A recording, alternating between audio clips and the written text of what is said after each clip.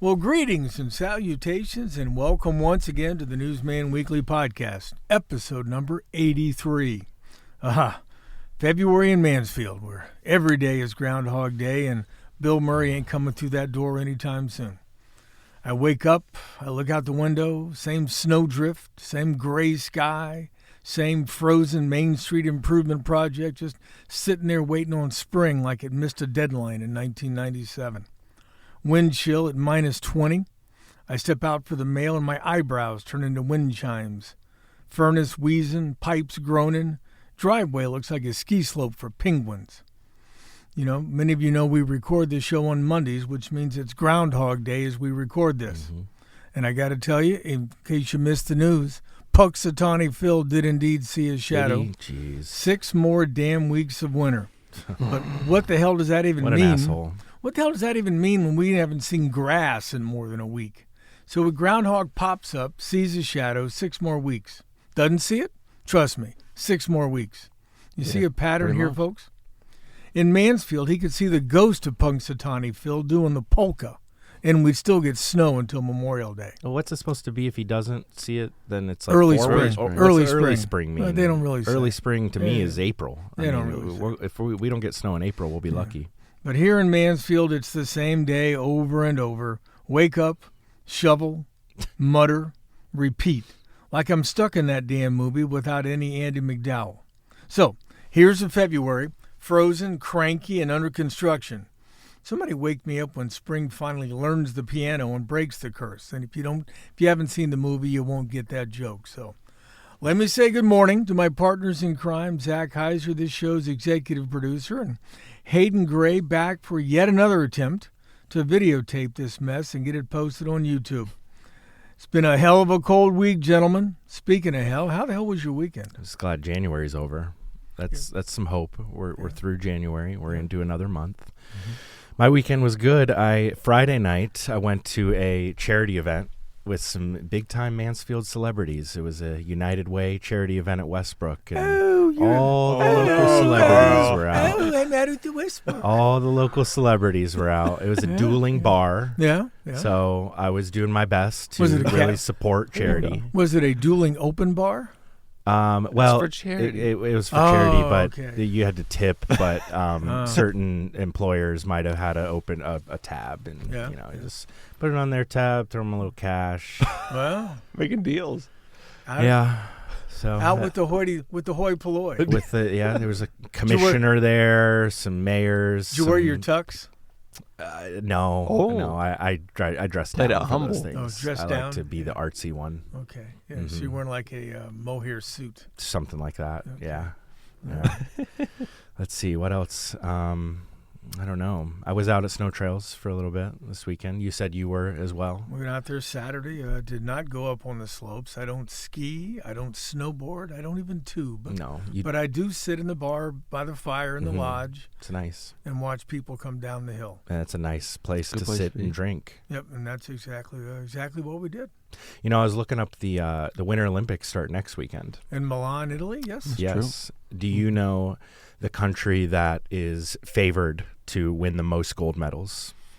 Winter Olympics? Winter Olympics. I'm going to say Norway. That would be correct. There you go. Norway is favored, and Norway has the most all-time Winter Olympic gold medals, and they've had the most gold medals in the last 3 Winter Olympics. That's because it's winter year-round in Norway. What the hell else are you going to do? I know. You're going to ski, you're going to ski jump, you're going to skate. Yep. You know?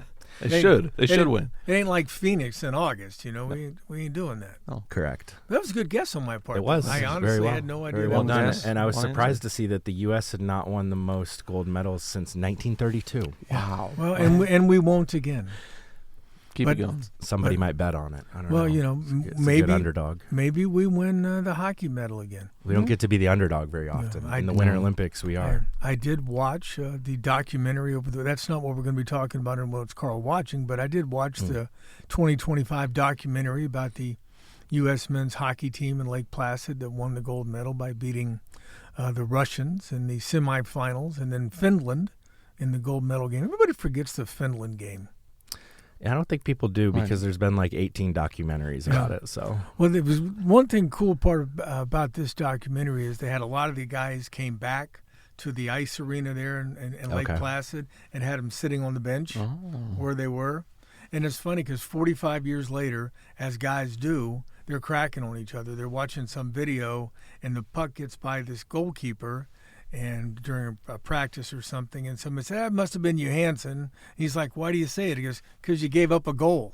I mean, 45 years, they're still cracking on each other, which I certainly appreciated. But it did point out, and everybody knows the speech Herb Brooks gave before the game against the Soviet Union. But apparently on Sunday morning, when they got ready to play Finland, he went to the locker room, looked at everybody, looked at them, and said, you lose this game, you'll carry it to your effing grave. Except he didn't say effing. Yeah. Sure. And then he walked to the door, and he turned around one more time. He said, to your effing grave. Damn. So, and then they were behind 2-1 after 2 periods. Had to come back to win again. You know. Fear, I guess, was a good motivator. Yes, you don't want to beat Russia and then lose to Finland. But we are going to see highs approaching 30 by the end of the week, which will be accompanied by snow. It's T-shirt weather. We might see a few inches of snow coming up on Friday. So stay tuned for that. I'll get ready. Spring training starts soon. Yes, the truck has left. I was going to say, so they're on their way. Arizona. Or Florida. Depending upon who you're rooting for. And I did see, Mr. Heiser, the Cleveland Cavaliers made a huge, maybe not huge, but a trade.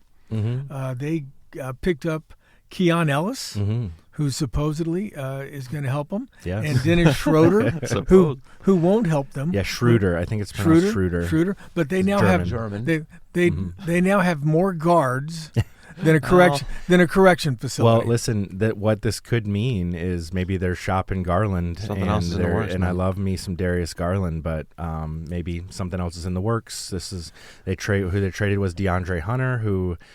Not to get into NBA salary cap rules, I don't think anybody cares. But I was reading stories, and they're talking about level 1 apron. Yes, level second 2 apron. They're under the second apron now. So that means they can they have more financial flexibility to go make a trade for someone like a Giannis. Oh, didn't Giannis get traded over the weekend? No, he did not. He requested a trade, I believe, last week. I thought he got traded to Golden State.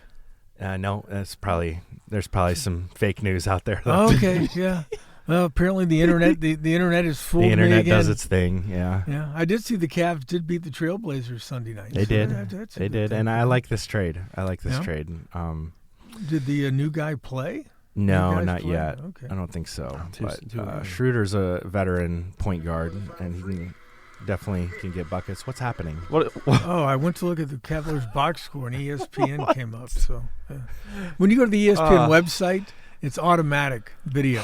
Did you see the Cavs box score, though? I was trying to tell you, Jared Allen had 40 points and 16 rebounds last night. Nice. Crazy. It was about time you played well. Yeah. All right, Hayden, what about you this weekend? Anything exciting happen in your life? How's your gutters? Gutters are doing some ice damming is what I've learned. Is a correct phrasing, and the leak has stopped. I hate even knock on wood. I hate even talking about it. We've had probably 48 hours. Did see a few drops this morning, but not as bad as it has been. So we're managing. Need to continue to try and clear some more snow off the roof, and if we get some more on Friday, that's going to be upsetting. So I need to clear a little more off. But, if any gutter experts want to weigh in with some free advice. Free being the operative word. We're here. Really, the most other thrilling thing I did over the weekend was definitely test my patience by having my 2 nieces over for 4 hours along with my son. So 3 children under the age of 4 in my house for about 4.5 hours yesterday, and I am tired. That could be your life soon. I am tired. Been there, done that. At one point, had 3 boys. Yeah, 5 and under. That's each one meaner than the one before. But, so it was all good. I love them very much, but that was. My gutters have got some pretty long icicles. Should I probably knock those down? Does that yeah, hurt the gutters? Because they look kind of cool. No, I would. You don't want that stuff. Well, you also don't want them falling down and hitting your kids. That's true. Have you? I didn't get lethal, man. I didn't think about that. Do you not remember the story that the kid made up in the Christmas story about an icicle falling down and it breaking his glasses? I do. Yeah, that's the kind of Yeah. stuff. But I believe that could actually happen. I think it's heavy. Yeah, so just keep an eye out for that. Hey, folks, we couldn't do one Newsman Weekly show, much less 83 episodes, without all of you. So thanks again to all you crazy frozen fools for joining us today for your weekly espresso shot of news, gags, information, and just pure unadulterated nonsense that we hope makes you snort coffee from relax out of your nose. We're grateful. Hell, we're flat out stunned that so many of you keep coming back every week just like gluttons for punishment. Our audience is growing faster than a Mansfield snowdrift in a blizzard. Nice. Leaps, bounds, avalanches, the whole dang thing. You lot must be masochists or just really bored. Either way, we're glad you're here. Thanks for sticking around while I ramble on like a grumpy old-timer yelling at clouds. Many thanks also to my friend Tim Nicewander, who used his talents at Suno.com to create this show's new theme song, F.U. Carl Hunnell. We'll put a link to the song in the show notes if you want to hear the whole thing. Now, I did have someone ask, who did that song? Yeah. Was that Luke Watson that did that? I was like, it was AI. It was a machine. Yeah.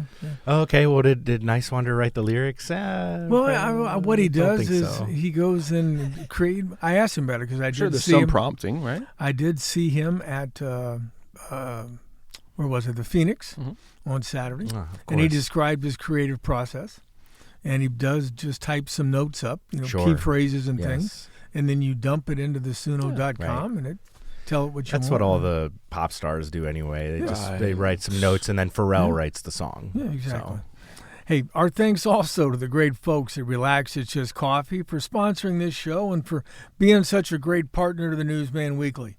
Every day just starts better with great coffee, and our friend Paul Kimmerling and his baristas at Relax simply have the best in town at 105 North Main Street in downtown Mansfield. We do have a great show for you today. In just a few minutes, we'll be joined by Gary and Reneta Music, the husband and wife team that owns and operates the nonprofit Music Academy of Karate and Empowerment in downtown Mansfield. We were scheduled to have them on the show a couple of weeks ago, but Gary was a bit under the weather, so we delayed it, and I'm pleased to say they'll both be with us today. Let's take a quick break, though. When we come back, we'll talk about the news of the week, and we'll also revisit Hayden's favorite part of the show, What's Carl Watching? Please stay with us. Well, welcome back to the Newsman Weekly. Glad you stuck around for just a couple of moments. Okay, before we get to the news of the week, it's time for What's Carl Watching? What's Carl watching? What's Carl watching? Oh, thanks for asking. Okay, it's not a new film. It came out in 2009, but I watched it on Amazon this past week, and I highly recommend the documentary Severe Clear. Severe Clear is a raw, first-person docu built from footage that was shot by a Marine named Mike Scotty during the 2003 Iraq invasion. Director Christian Frega lets the handheld cameras and unscripted moments drive the story, gives the film the feel of a video diary from the front lines, rather than a polished war retrospective. The film shifts from early bravado and typical military gallows humor to confusion and doubt as the reality of war sets in. Doesn't have a lot of heavy narration, no political lectures. It quietly highlights the gap between official rhetoric and what soldiers actually experienced. Intimate and unsettling, Severe Clear humanizes the war without glorifying it. It's a sobering look at how history feels from the inside of a Humvee, far away from the speeches and headlines. So if you have Amazon, check it out. It's called Severe Clear. Highly recommended. All right, let's get to some news. Richland County residents could see budget cuts and reduced services if Ohio voters approve a plan to eliminate property taxes. A statewide committee of residents is currently gathering signatures to place the issue on the November ballot. If it does get there and if it's approved, local leaders say the impact on cities, villages, and public agencies could be significant. That issue was front and center Wednesday during the annual mayoral panel hosted by the Richland Area Chamber of Commerce, where mayors from across the county, okay, stop pushing that microphone. Sorry. Jeez. At least I don't play. At least I don't play ads. Sorry. He's actively defending. Sorry. To do the news. Read your news. He's testing. Well, Read your news. Because if you had headset on, you could hear that, and you would realize this. I shouldn't do refuse this. to. Carl, people want the news. All right. Anyway, mayors from across the county discussed what the potential loss of property tax revenue could mean for the communities they serve. You've thrown me off more than normal. Reporter Katie Ellington Sorrell filed a story on that topic, along with others, about what's now become an annual event. They also talked about traffic, zoning, bridges, road conditions, and infrastructure. Each mayor outlined top priorities for the year, updated the audience on major projects, and addressed economic development challenges facing their individual communities. How long have they been doing that mayoral panel? It's been a few years now. Oh, okay. I believe our own Leah Gasoris was the MC. Oh, for the yes, for I the saw event. Something around that, about that. Yep. She's good at that. Yep. Hey, big news last week about the former Westinghouse property in Mansfield. That former Westinghouse site, once an industrial powerhouse of the 20th century, and more recently a brownfield eyesore, is about to enter a new chapter. The Richland County Land Bank, partnering with the Leadership Unlimited class of 2026 and assorted local leaders, going to host a Westinghouse party on June 13th to mark the occasion. The free community event will feature live music, including a band from Columbus I'm told is very popular called Shucking Bubba. A band from Columbus, because there's no bands in Mansfield you could have got. Okay. Very good. There's just none around. It's crazy. All right. The return... The return of the Mansfield family. I don't think this is going to be the only band. There might be others as well. We'll see about that. Don't poo-poo this. I will judge the music lineup. All right. The return of the Mansfield Family Festival, a volleyball tournament, programming from Skate, Ohio, and fireworks. Okay. We love a good firework in this city. Let's get in on that volleyball, Zach. Let's get in on that. I do some volleyball. Richland County Commissioner and Land Bank Board member Tony Vero says it's rare for a downtown or near downtown area to see 14 acres open up for redevelopment, calling it a unique opportunity for the community. The Children's Festival that day will include a performance by the Performance Dogs of Ohio, hands-on firefighter training course from the Mansfield Fire Department, bounce houses, dunk tank, yard games, and they have food trucks and vendors also on site, and hopefully other more local bands to keep guys like Zach Heiser happy. Organizers say more details will be posted on the Brand Richland Facebook page and an event page.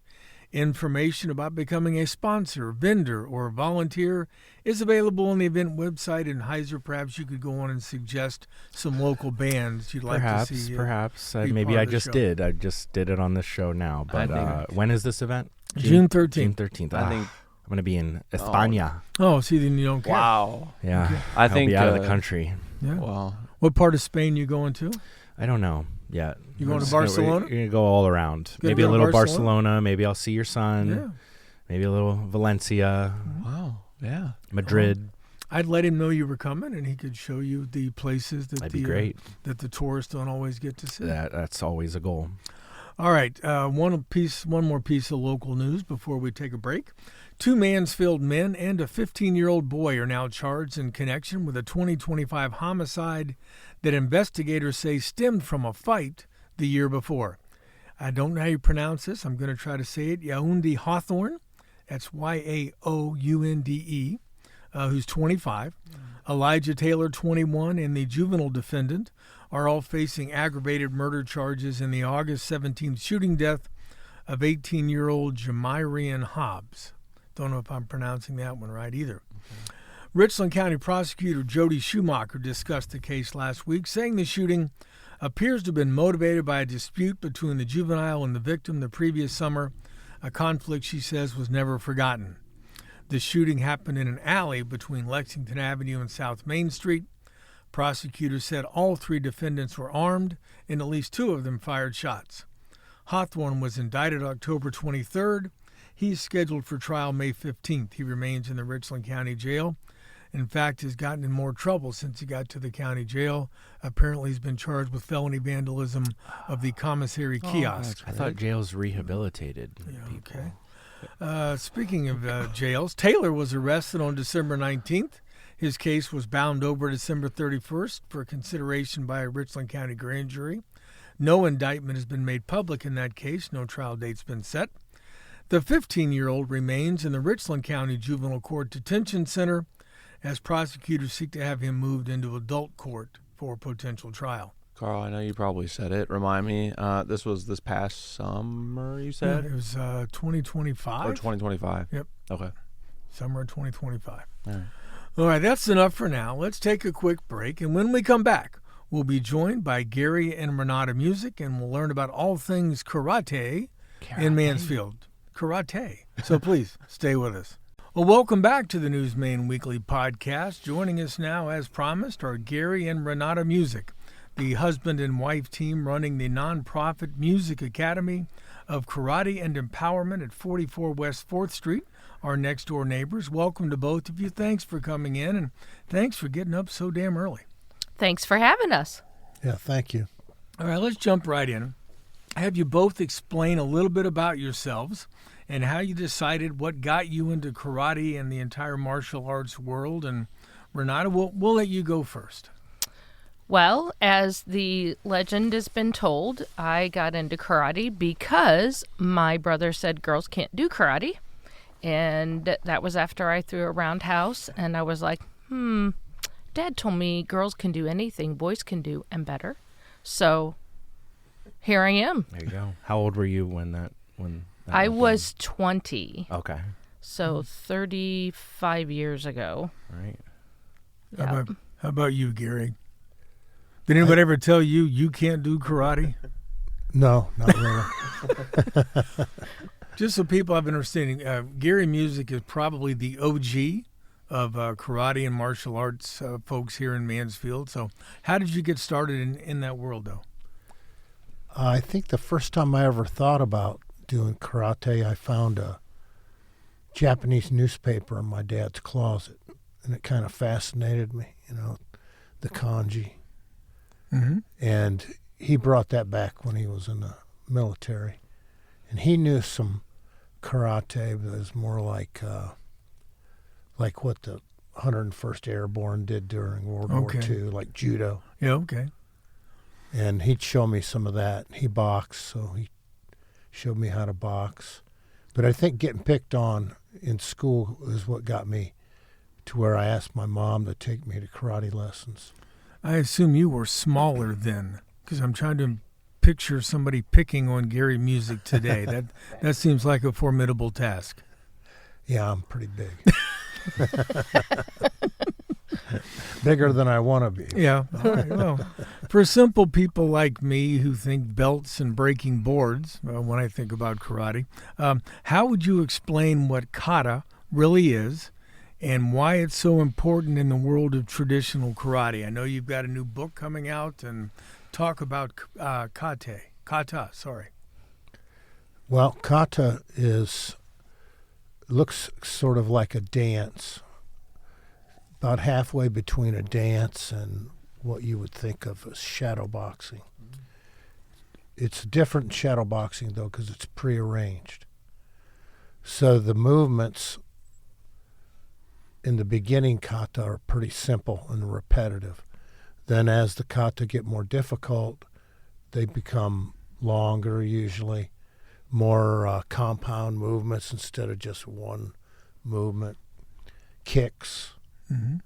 And these movements are a mnemonic device to remember the practical application. So the way you visualize several ways, but you visualize that a God's eye view of you, just watching you. Sometimes you visualize that way. Like an out-of-body thing? Yeah. Yeah. Okay. Kind of, that's when you're learning the pattern. Mm-hmm. But then as you get more comfortable with the kata, you start to try to picture people out there in front of you, and you're hitting them, bang. And that's pretty much what kata is. It's a language. It's kind of like, a lot of times you'll hear karate people saying one, and they do a movement. Well, it's more like an alphabet than it is a numbering system. So movement 1 doesn't necessarily go with movement 2. Like AB doesn't really spell a word. Mm-hmm. But so maybe you pick movement D here out of this kata, then out of a different kata you pick O, and back here G. So now dog, it spells them. That's how an application's put together. So what? Go ahead. I was going to say, how many letters or how many forms are there? We do 12. Okay. Now, what is the purpose of the kata? What does it do for the individual who practices it? For me, I think of it as moving meditation. So a lot of people like to do yoga. Well, I like the hard style part of karate, and kata for me is a time when I'm thoughtless. I move, and it feels good. It feels good to actually think about hitting and being just involved in that moment. It's not, because I've been doing it for so long, I don't necessarily have to think about things.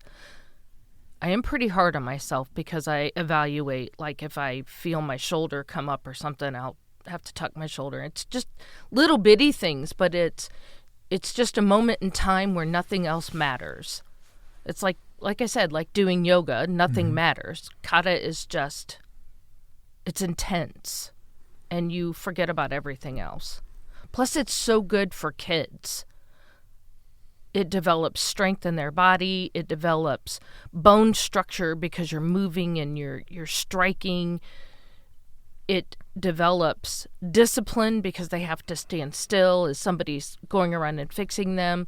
And it also develops humility because you have to completely let go of ego to take direction and correction.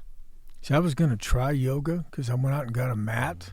And I put it on. Yeah, I did. I got a mat, Really? and I put it on the floor, and I laid on it. I said, I kind of like this yoga stuff. And then somebody said, well, you got to move. I said, what do you mean move? Yeah. Well, yeah, you got to move this leg. I'm like, no. What is it, child's pose or whatever, where you just kind of... Yeah, they mentioned they mentioned downward dog, You could and do that one. that yoga mat got resold. They were sold pretty quick. I don't know if anyone wants to buy your used yoga mat. I signed it for them. It's kind of a in deal. that case. Now, you guys are both great teachers, and you work a great deal with younger students.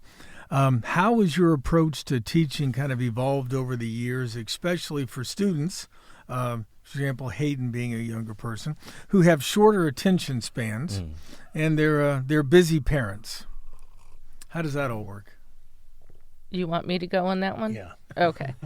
So my 4 and 5-year-old class is only 30 minutes, and I have a clock up on the wall, and I will watch the clock.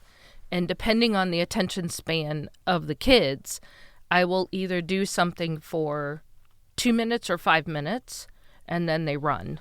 Like, because there's 5,400 square feet for them to run in, I will let them run and come back. And then I have to have their attention, and then they run again. I try to teach them basics like punches, middle blocks, low defense, and then we move on to something else. For the other kids, the classes that start at 5 o'clock and 6 o'clock, those are 6 and above. You still have about sometimes the same attention span, but they are used to sitting in school and paying attention in school, so it's a little bit easier. But those kids, I keep them like really active. And if they start as a group acting like crazy little kids, I will just have them run, or I tell the instructor to just, have them run, or maybe do some push-ups or something to just keep them going. But the whole idea is keep them constantly moving. Now, Gary, you've got a new book, Deep into Kata. What prompted you to want to write that, and how do you go about, we'll have that on the video, how do you go about writing a book? I've never even imagined doing that because I have the attention span of a gnat. So I can write a news story over and over again, but I cannot do any long-form writing. Well, it kind of started because I fell down the steps, and I was laid up for about a year. So I thought, if I'm ever going to write a book, this would probably be the only time I'll do it. Although I don't do that much anyway. But so I started writing a book, and I have a unique way of looking at karate that's not generally it's not the general way people think about karate. I compare it to ancient texts and things like that. So the Sun Tzu, the Bubishi, and I try to find confirmation from those books into what I've been taught so that I can figure out what's bullshit and what's not, basically. And then I have a method that treats fighting and application like weightlifting, sort of progressive resistance. And when they do drills, instead of just standing there and knowing what's coming, there's complexity and intensity levels, 5 levels. And you can tell, like 2 yellow belts, all right, complexity level 2, which means they can be attacked with 2 different attacks. They don't know which. Intensity level, which is in weightlifting a percentage of your 1 rep max. So intensity level for 2 yellow belts, 2 out of 5. Mm-hmm. So they're going about 2/5 what they can. And it just keeps increasing. So you keep getting faster and stronger. And most importantly, your timing becomes not a full beat. Like when somebody punches, the fastest punchers in the world still punch 1, 2, right? Well, this moment of time here, that's when you're hitting, because you've got your timing down to quarter beats instead of a full beat. So here's a full 1-2 beat. This quarter beat can fit into here. So they start first because they're the attacker. They throw the punch or whatever, grab, tackle, and you have to start with your hands down. I call it the fat, dumb, and happy stance. Oh, that's where I live. Right. You know, fat, dumb, and happy. So you have to cover the first attack so it doesn't knock you out. And they start first. And complexity level 5, they can have 5 different attacks, and you don't know. And there's no stepping. It's all done face to face, just like this. So you don't have that long step to figure out what they're doing. And so basically you're digging yourself into a hole in training so that if something simpler happens, you know, you're ready for that. But if something very surprising happens, you're also ready for that. And there's a way to get stronger and faster and better timing because it follows a progressive resistance method. So with that, I mean, could you have a yellow belt and what's 2 steps higher? Purple? That would be a blue belt. Blue belt. Because you have a yellow and a blue who could actually spar because you're giving them different levels of complexity and intensity. Yes. Because you probably don't want like a black belt on a 5 Right. and a yellow belt on a 1. Right. That So might not end well. That'd be like me and Hayden. That wouldn't end well for him. that would be the example I would give. Yeah, exactly. But yeah, so the higher ranks teach the lower ranks. So the higher rank belts, even in sparring, higher rank belts spar at the level of the lower rank.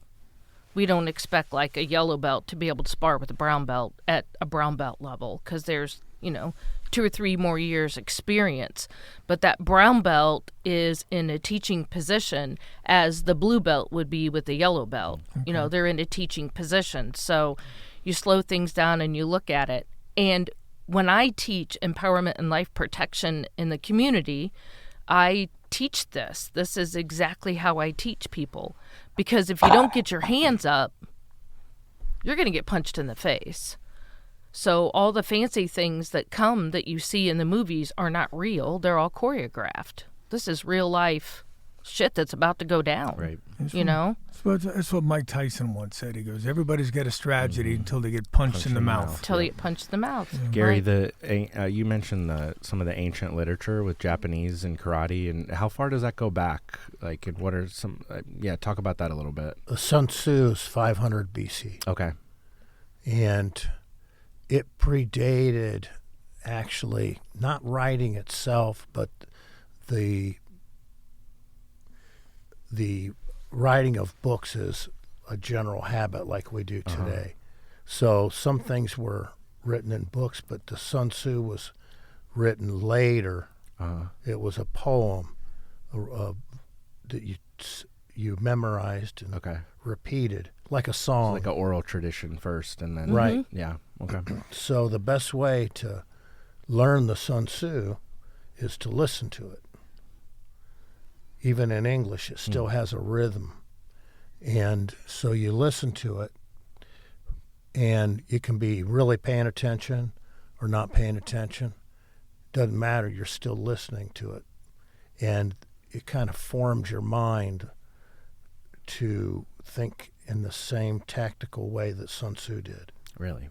How long is the song that you listen to?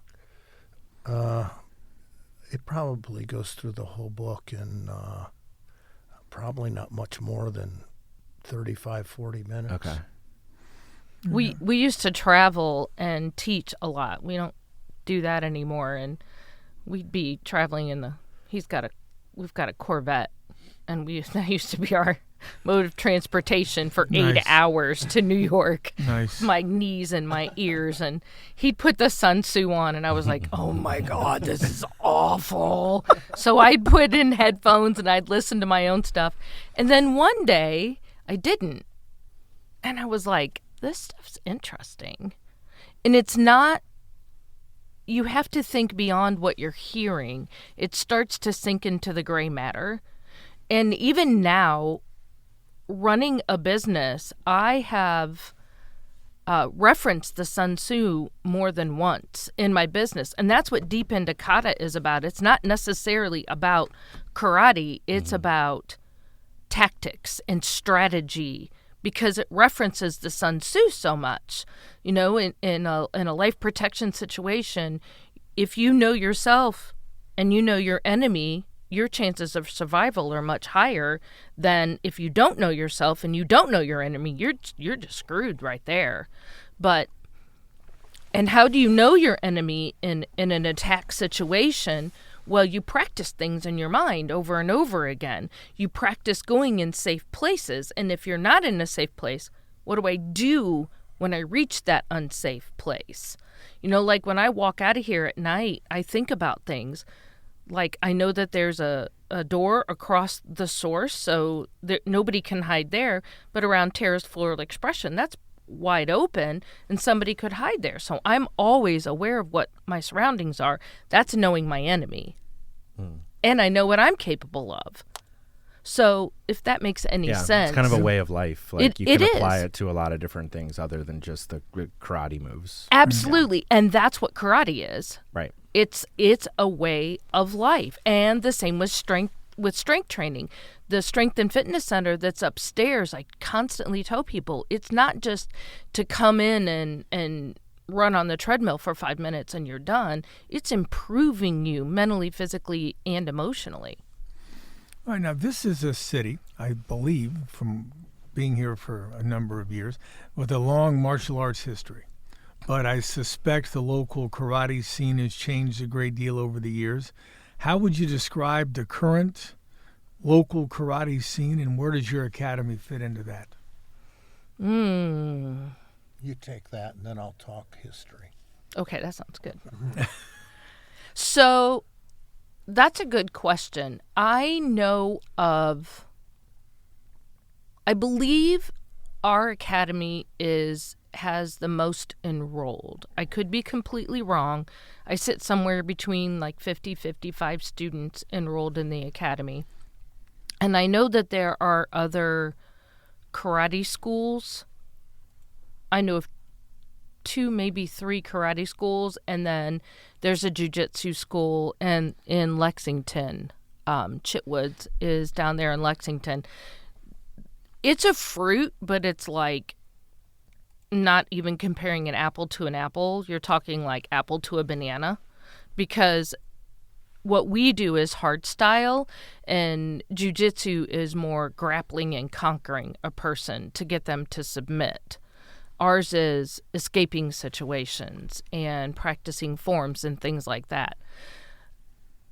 I would say that that's a tough question. Yeah. Shame on you. Well, I don't know kate, but I know questions. I mean, that's kind of what I do. While she ponders that, Gary, talk about the history of karate in Mansfield. I mean, you've been around it a long time. What do you remember most? Well, probably when I turned about 18, the people my friends around here that did karate and boxing, working out with them. I learned karate on the square. There was a taekwondo school. It was called G. Harris's Taekwondo Institute. It was there about over a decade. Mm-hmm. And that's where I learned, up on the square. But other people around here that I did martial arts with, Mickey Skadova, his name pops in my mind. We used to spar together a lot when he was doing kickboxing and I did point fighting, but we just sparred. Mm-hmm. We had similar instructors.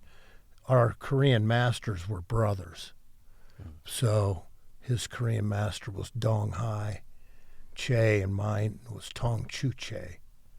And they trained under Jim Bik Ro, who was the founder of the first Kwan in Korea. And he was taught by Gichin Funakoshi, who introduced karate to the world, sort of, through Shotokan karate. And we do Genshin Funakoshi's forms. Yeah. The Japanese version of his forms. We practice those. Zoltan Kovacs. You guys ever hear of Zoltan? He's a jiu-jitsu guy that goes way, way back. He taught my dad judo. Okay. And he's still moving around like he's 30 years old when I see him. So it's done him some good. Now, the word empowerment is in your academy's name. What does empowerment look like in a karate class beyond just punches and kicks, and why did you choose to include that word in your academy's name? So empowerment to me is learning something that is difficult to do and being able to execute it by yourself. Empowerment's kind of like what I would call a backdoor thing. So you're learning something and then all of a sudden you get it. It's in strength training, it's in anything, but to me with karate is more, and with strength training it's more this aha moment where you're like, "Oh my gosh, I got it. Wow." And then you're empowered because you've conquered something that you didn't think you could possibly conquer. All right, now, I know you guys do sparring at the academy. Is that competition, or is that simply a chance to try things that you're teaching in more of a real-world environment? What's that about? Sparring is when... So here's the difference between sparring and fighting. Sparring is a controlled environment. Sparring is when there are no emotions. And I relate that to kids with bullies. When a bully starts picking on you, you automatically have an emotion. You want to retaliate. You want to yell at them. You want to tattle on them. And kids don't even realize that they're doing that. When you spar, if you have emotions, you're happy, you're sad, you're laughing, you're crying, something's going on, you have lost control. And that's when it's dangerous. And that's the same thing with a bully. We do timed sparring versus point sparring, but we are going to start entering tournaments. My goal is this year to at least get to 2 tournaments, if not more.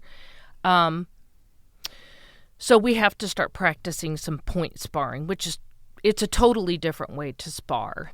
But it is a time for them to practice like their self-protection, to cover, to hit more than one time, to kick. But everything is absolutely controlled. Do you get punched in the eye? Oh, yes. Do you get the wind knocked out of you? Yeah, it's going to happen. But it's not what's intended to happen. How do you balance kind of the tradition and discipline of the kata and historical karate and these things that have been around for such a long time, and you've gotten beginners and newbies and families? How do you balance those two things together? If you got little kids and you can't just sit down and say, listen, let me tell you about Sensei and 300, 400, 500 years. How do you balance those two things? It's an integration. There are times when I'm on the floor teaching. So I have 4 senior instructors. Well, there are 3 senior instructors and myself. And we each teach something different, and we each have different vision, but we all follow the principles. So when I'm on the floor, I do more of the history stuff. I pull out the 36 principles. And one of our 36 principles, for example, is order of movement is head, feet, hands. Because guess what? That's how you walk. You're not going to walk into a room and your whole body turns together. You look, and then you step, and then your hands move, right? So I talk about that. I will pull out the 36 principles, which is also into the Deep and Kata book, and I will say, all right, this is the order of movement, head, feet, hands. And I get them moving like that. I also have the older kids teach that. Now, another instructor, one of the other senior instructors, like Sensei Amber, she sees things that I don't necessarily pick up on. So then we have a discussion about it, and I let her teach that. Because we all come from different backgrounds and different experiences, even though Amber has been trained under me. Sensei Nate Myers was with Gary for years, and Sensei Nate's been with me for like 12, 13 years. We all have different experiences. So that's how we integrate things. Every once in a while, I'll do a story time. And I'm like, all right, story time. Everybody have a seat. And I pull out the 36 principles and we read them so people can know them the way they're taught and understand them. But it's fully integrated within the curriculum. Now, I know that your dojo offers more than just karate instruction. What else will people find when they come to your facility and take a look around? Upstairs is the Strength and Fitness Center. We call it Make Strength and Fitness. I have a yoga class on Wednesday evenings at 6. I have a kettlebell class on Wednesday and Friday from 12:15 to 1 o'clock, and a kettlebell class on Thursday evenings at 6 o'clock. And I'm always looking for more instructors to fill that space. We have a Pilates class also. It's on hold right now, but we do offer that. There's free weights with bumper plates. I have kettlebells. There's a whole rack of dumbbells. There's stepper machines. There's a treadmill. There's bikes. There's space to walk. I prefer that people bring extra shoes and not walk in on their wet, snowy, salt-covered shoes right now. And also the dojo is an open space for people to just get laps in. It took me 18 minutes one day, and I walked a mile in the dojo. Nice. Next time Kurt Conrad's looking to close the loop, he can walk over there and just do that. All right. Now, truth in advertising here. I at one time took some kettlebell classes with Renata when she was at the YMCA. She's tough, but the fear of God is when she couldn't be there and Gary was running the kettlebell class, because Gary is merciless. I mean, just merciless when it comes to this stuff. I'm literally dying, and he's just moving on to the next thing. And I'm like, break something. It's like, okay, here we go. And it's like, no, you're killing me. I'll just die here. And that's when I decided to try yoga until they said I had to move. So I'm still looking for that exercise where I can just lay still. I think it'd be a nice touch. All right, looking ahead, what do you hope students and Mansfield as a whole say about the Music Academy of Karate and Empowerment 5 or 10 years from now? What mark would you hope to have left? I would love to fill that space with 200 karate students. That is my dream, 200. If I get more, great. Less is unacceptable. And just a legacy. Gary has left a huge legacy in this community. I actually have some of his students' kids in the academy, which is really cool. So I want to continue the music legacy in the community for karate. And as far as strength and fitness, little things that are unknown, I am, to my knowledge, the only Strong First instructor in this area. And what that means is, well, I'm actually retired, but I still have all the credentials and stuff. When people pick up a kettlebell and they're afraid of a kettlebell, if they train with me, they will no longer be afraid of that kettlebell because I reverse engineer every movement to keep people safe. Hayden, you have a question.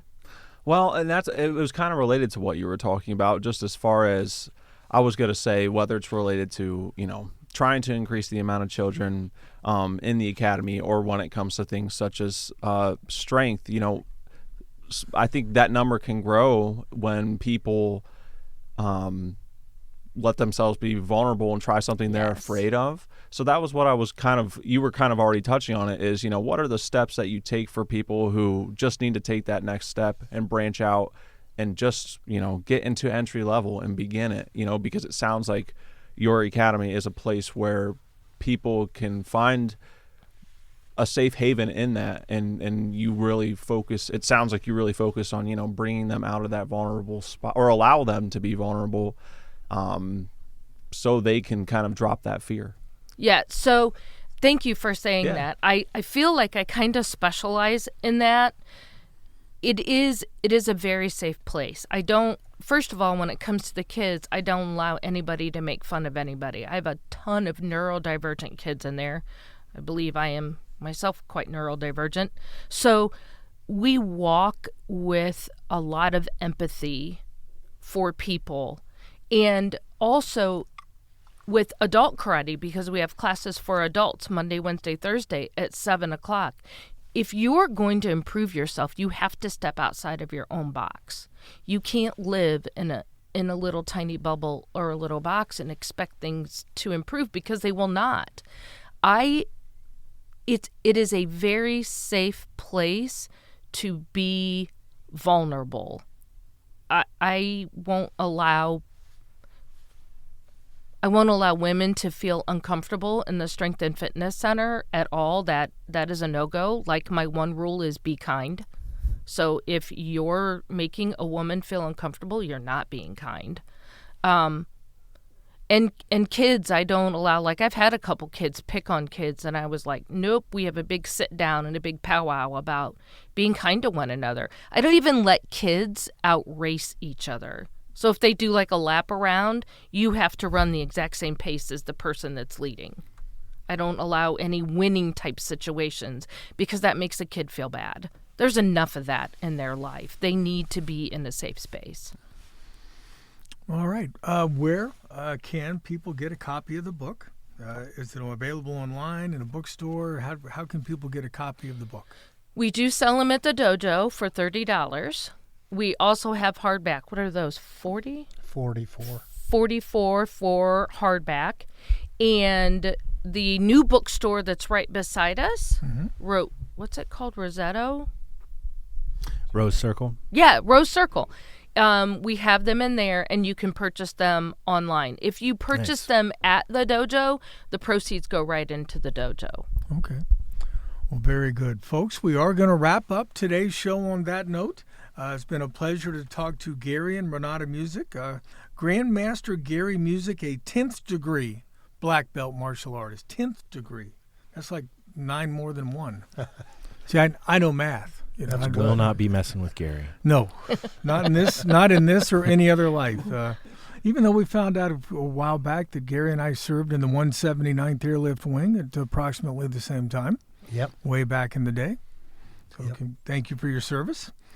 And for now, thanks again to all of you for listening to the Newsman Weekly. I'll be back in a second to put a bow on this week's episode, but until then, remember what author Mark Twain once said, if you tell the truth, you don't have to remember anything.